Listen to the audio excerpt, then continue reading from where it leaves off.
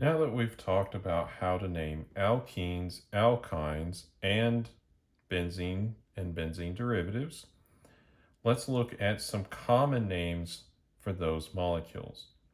And I've just titled this Unsaturated Molecules. Unsaturation has to do with things that have double, triple bonds in them. If they were fully saturated, they would be full of hydrogen. All right, so let's start off with ethene, which the common name for is ethylene.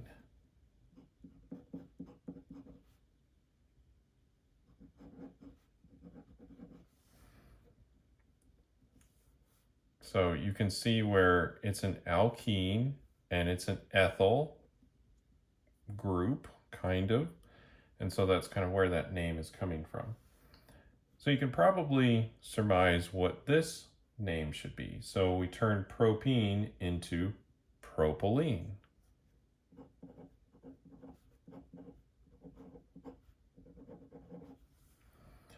And we like to make polymers out of these molecules, and so you'll see polypropylene and polyethylene, and a lot of times we use those names rather than the systematic IUPAC name root.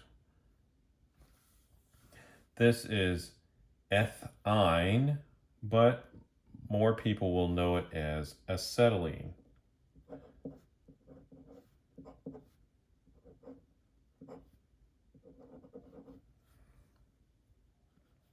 This is commonly used in like welding torches and things that need to get really hot fires. This one is methylpropene, but we can also just call it isobutylene. So this is an isobutyl group and it's got an unsaturation, so we just change it by adding ene on the end.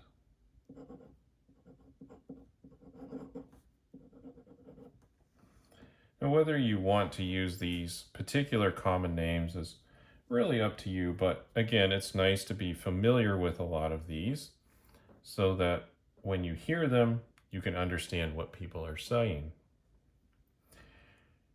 We also have common names for substituents based off of a lot of these kind of groups here. So, for example, if we have a carbon double bond attached to something else, like we have over here, but we'll just kind of look at this drawing for now. This is an ethynyl group.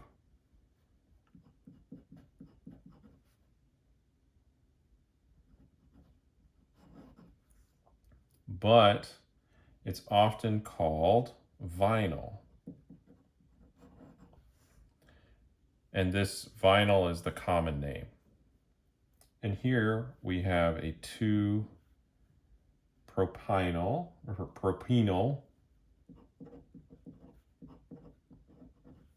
Getting my head of myself, this is propionyl down here. So 2-propenyl, but we call this allyl.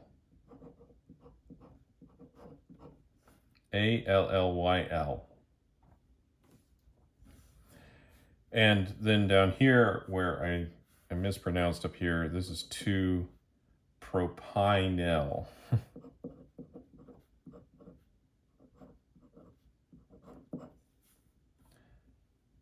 And this one's common name is propargyl.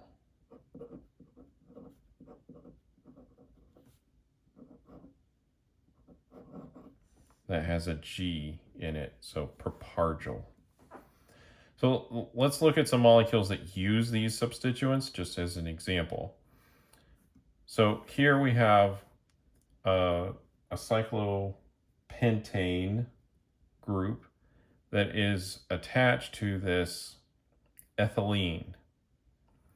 And so we could call this cyclopentyl ethene. That would be the IUPAC name.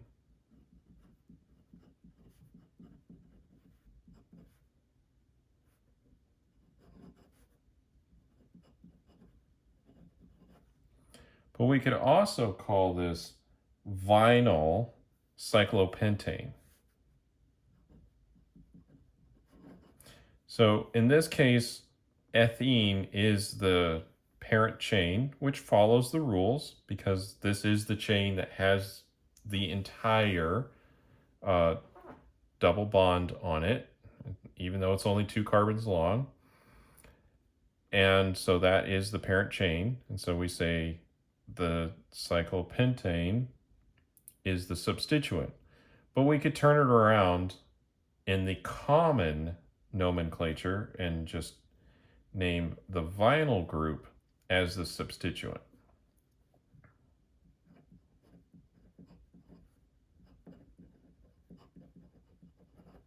So it becomes vinyl cyclopentane.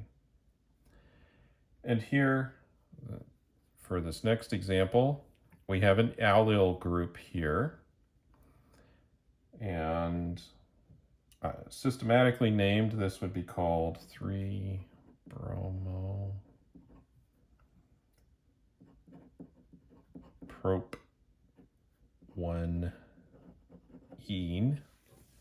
which is quite a mouthful, 3-bromo prop 1-ene. And it might take you a little while to think about what's the structure of that. But if you're familiar with the common name, you can just say allyl bromide. That tells us that we have an allyl, which is this 3-carbon group with a double bond here. And in the allyl position, which is right here, we have a bromine. Now, there could be other things here, right? This is just an example that I chose. And then for this one here, this will be 3-chloro.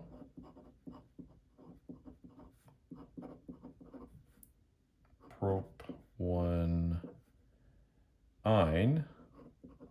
because it's a triple bond, or simply papargyl chloride.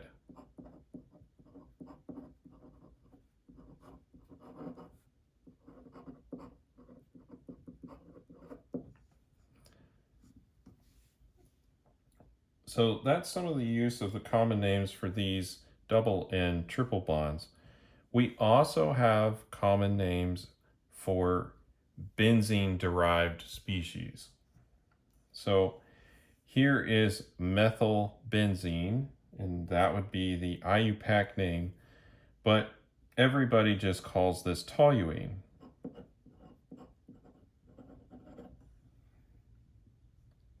Down here we have methoxybenzene, but another name for this is anisole.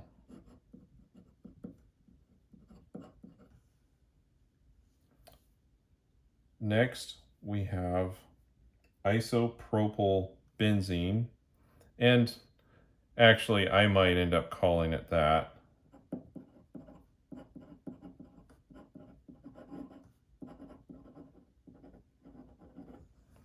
Because that tells me a little bit more than the common name, cumene. But maybe that's just because I've used toluene and anisole a lot more, and I'm just more comfortable with those common names. And then here is kind of still a common name, it would be vinyl benzene. It's a little bit of a common name, but it's actually also the IUPAC name. Just, I say that because we're using vinyl for this double bond here. But the even more common name is styrene.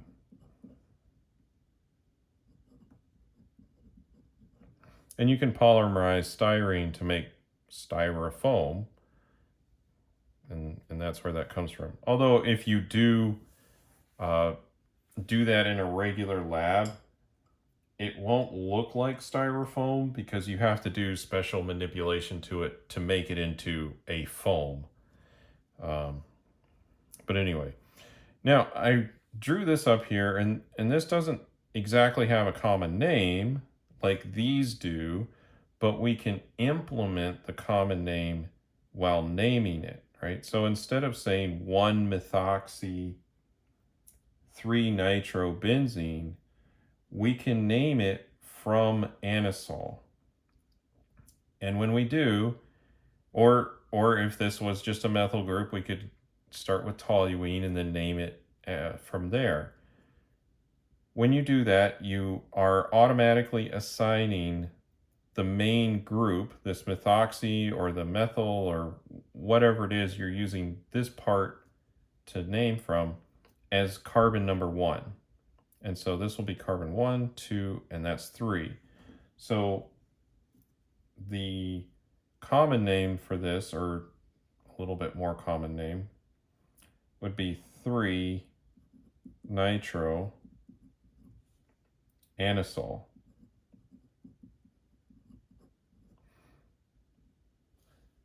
It's also possible to call this meta-nitroanisole because this is in the meta position relative to the methoxy group up here, or the parent molecule of anisole. So that's some of the use of this. And of course, we could use any one of these.